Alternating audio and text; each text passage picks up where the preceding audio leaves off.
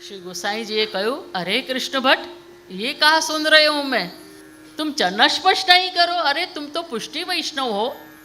अपनो तो पहलो ही अपन तो ठाकुर जी को दंडवत प्रणाम करी के सेवा में जब पहुँचे तो मंगला में चरण स्पर्श करे हैं और फिर अपन मंगल भोग धरे। कृष्ण भट्ट जी के, जयराज गुरुदेव, आपने एक विनती करवी छे कि कहो कृष्ण भट्ट કે આ ચરણ સ્પર્શ હું જો કરું તો એ તો મને ખબર જ નથી કે ચરણનો ભાવ શું છે. બીજી વસ્તુ કે જો ચરણનો ભાવ પણ થઈ ગયો મને, પણ તમે ગેરંટી આપો છો કે આ ચરણ સ્પર્શ સદૈવ મારા ઉપર રહેશે? તો શ્રી ગુસાઈજી કહે છે કે ચલ તને પહેલાં તો ચરણનો ભાવ સમજાવી દઉં કે ચરણમાં શું છે, ચરણ સ્પર્શ શું છે. શ્રી ગોસાઈજી મહારાજે એને બધું જ સમજણ આપી. પછી કે કયો એવો વ્યક્તિ હશે કે આટલું ચરણાર વિંદનું મહાત્મ્ય જાણીને પછી એ ચરણ કમલથી દૂર રહી શકે? તો હવે તો મારે એવું જોઈએ કે આપ એવી કૃપા કરો અને શ્રીનાથજીને કહો કે આ ચરણ કપલ જે હું ચરણ સ્પર્શ કરું ને તો મારા નેત્રમાં, મારા મસ્તકમાં અને મારા હૃદયમાં સદૈવ બિરાજમાન થઈ જાય. આવી ભક્તિ 252 વૈષ્ણવો કે કેવી સુંદર વાત કહી કે હું ચરણ સ્પર્શ કરું તો મારા નેત્રમાં બીજો કોઈ વિષય જ ન હે. તુજસે તુझी को मांगू. ને કહે છે कि दिल के आईने में है तस्वीर यार की, बस जरा गर्दन झुकाई देख ली. कहीं और ढूंढने की जरूरत नहीं, यहीं पर तो है आप. दिलबर कहाँ पर है? यहाँ. अंतर्यामी कहाँ पर है? यहाँ. ढूंढते क्यों हो बाहर?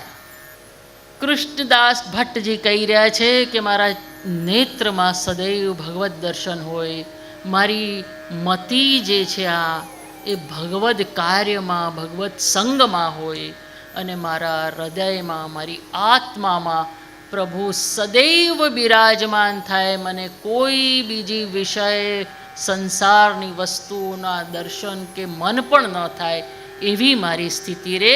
આ જે સ્થિતિ છે એ પુષ્ટિ. તો ચરણ સ્પર્શની મહિમા ધર્મરાજ કહે છે કે શ્રી યમુનાજી જે કૃપાદાત્રી, કૃપાની સ્વામીની છે, એ જ્યારે કૃપા ક્યારે કરે કે જ્યારે જીવ યમુનાજીને પૂર્ણતઃ જીવનમાં ઉતારે. તો આપણે શું યમુનાષ્ટક કરવા, 41 પાઠ કરવા? આપણે વિચારીએ કે અમે યમુનાષ્ટકના પાઠ કરીશું, 41 પદો કરીશું, આમ કરશું, સંપૂટી કરશું તો યમુનાજી પ્રાપ્ત થઈ જશે. ભગવદ નામ છે, ફલીભૂત તો થશે જ, પણ આ શ્રી યમુનાજી નથી. યમુનાજી કેવા છે? યમુનાજી શું કહે છે આપણને કે મનની અંદર કોઈ પણ જાતનો ભેદભાવ નહીં રાખવો. तुझे चाहूं तेरे चाहने वालों को भी चाहूं. हे प्रभु, हे कृष्ण, तने तो હું ચાહું જ છું, પણ તારા જે ચાહનેવાલા છે ને, જે આ વૈષ્ણવી સૃષ્ટિ છે, આ ગોપીજનો છે, બધા છે, એને પણ હું અત્યાધિક ચાહું છું. તો પછી એ બધા જ વૈષ્ણવજનોને હું ચાહું છું. તો હે મારા નાથ, હું આપને, આ બધી આપની સૃષ્ટિ છે એ આપનાથી દૂર રહે એ હું કેવી રીતે સહન કરી શકું? શ્રી યમુનાજીનો પ્રેમ, શ્રી યમુનાજીનો ભાવ, શ્રી યમુનાજી કહેવા છે કૃપાલુ.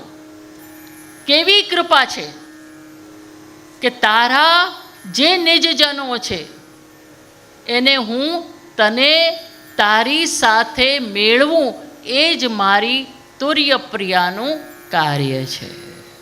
તો યમુનાજીએ જુઓ અષ્ટ સ્વામીની છે, એમાંથી નંબર કયો લીધો? ચોથો. અને તમને નંબર આપવાનું કે તો પહેલો. આપણે તો પહેલાં જ બેસી જઈએ. જે પહેલો તે છેલ્લો. શ્રી યમુનાજીની જે ઠાકોરજી પાસે દર્શન કરવા જાય ને, એ યમુનાજી જોતા હોય. અને જે છેલ્લે બિચારો ધક્કા મુક્કીમાં પાછળ હોય, તાપ હોય, હે પ્રભુ આપના દર્શન ક્યારે આપ આગળથી કરું, અને મને બધાએ પાછળ રાખ્યો છે, બધા સેવામાં આગળ ઘૂસી ગયા છે. શ્રી યમુના મહારાણીની દૃષ્ટિ ત્યાં જાય.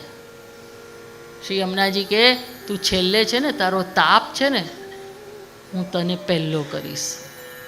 ત્યાંથી પકડી, હાથ પકડી સોંપે કોણે?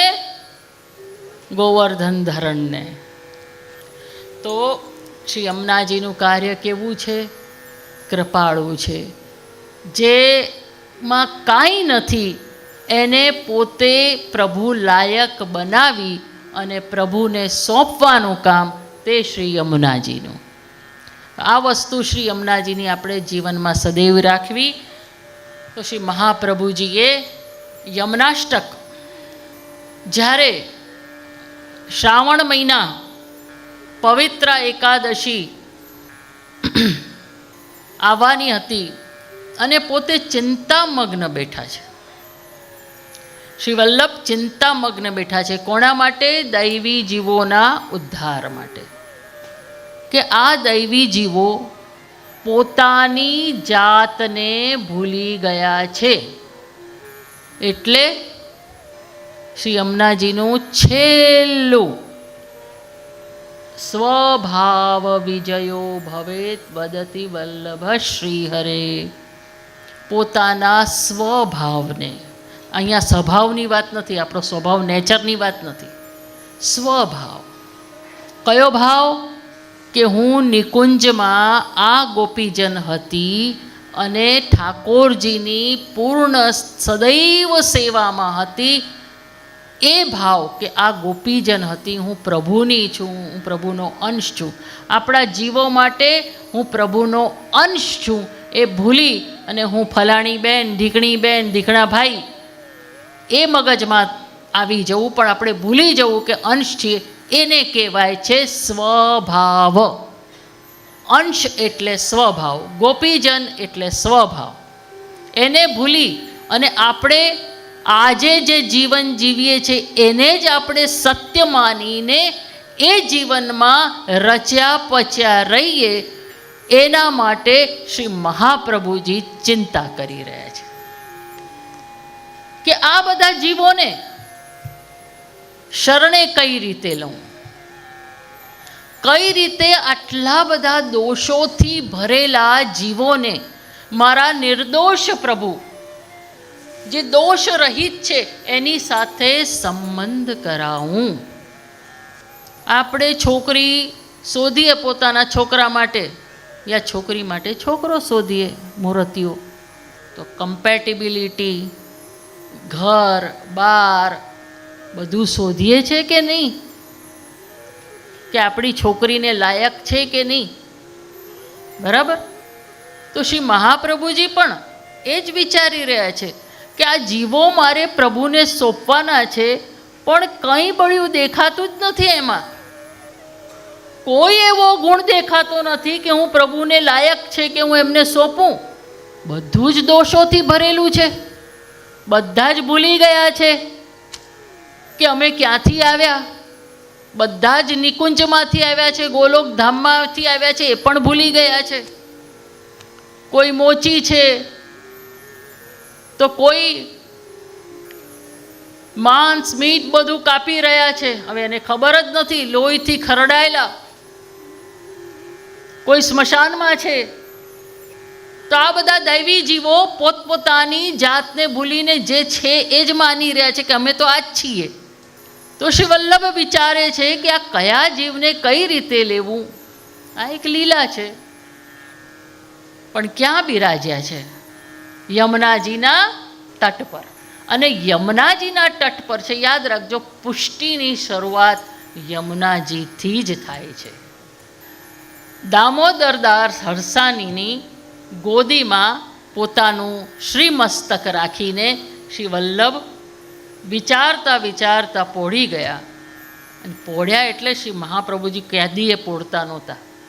એમનું તો પોઢવાનું એટલે ઠાકોરજીના ધ્યાનમાં, ઠાકોરજીની લીલામાં. પોતે સ્વામીની સ્વરૂપ છે, તો અંતરથી સ્વામીની અને સ્વામીનું મિલન જ હંમેશા હતું. પોતે એમાં બિરાજમાન છે. પણ એ પહેલાં જ્યારે વિચારમગ્ન હતા એના પહેલાં શ્રી યમુનાજીનું પ્રાગટ્ય થયું. યમુનાજી પ્રગટ થઈને પોતે જલમાંથી તુર્યપ્રિયા સ્વરૂપે પ્રગટ થઈને શ્રી મહાપ્રભુજીની સન્મુખ આવ્યા.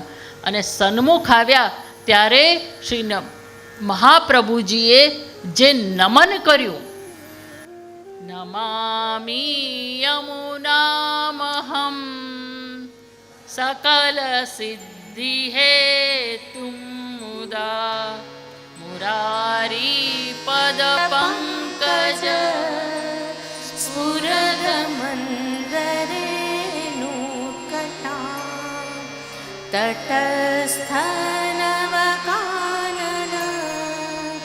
પ્રગટ મૂદ પુષ્પાંબુના સુરાસુર સુપૂજિત સ્મરપિતુ શ્રિયં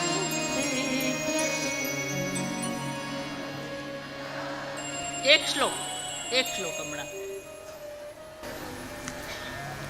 નમામિ યમુનામહં. 3 પ્રકારે શ્રી મહાપ્રભુજીએ શ્રી યમુનાજીને નમન કર્યું છે.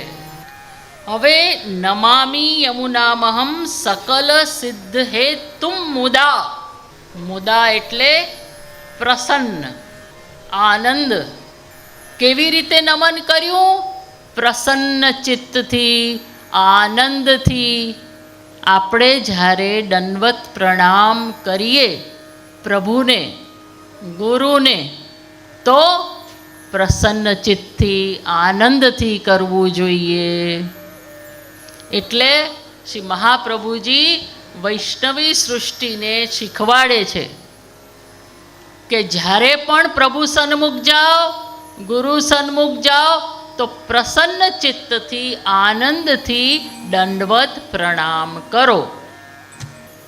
મુદા મુરારી પદ પંકજ. મૂર નામનો રાક્ષસ જલની અંદર એ દોષરૂપ હોય છે. જલનો દોષ એ મૂર નામનો રાક્ષસ એ જલની અંદર હંમેશા રહેતો હોય છે. એટલે એ મૂર ના રાક્ષસને મુરારી, શ્રી કૃષ્ણનું એક નામ મુરારી પણ છે.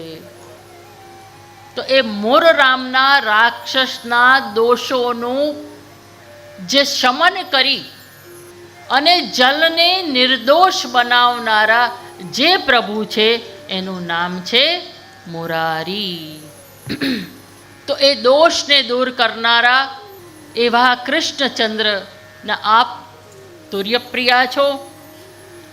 સુર અને અસુર, સુરાસુરસુ પૂજિત. સુર અને અસુર. સુર એટલે કયા? દૈવી જીવો અને શ્રી યમુનાજીના ભક્તો. તો એવા ભક્તોમાં પણ આપ પૂજ્ય છો.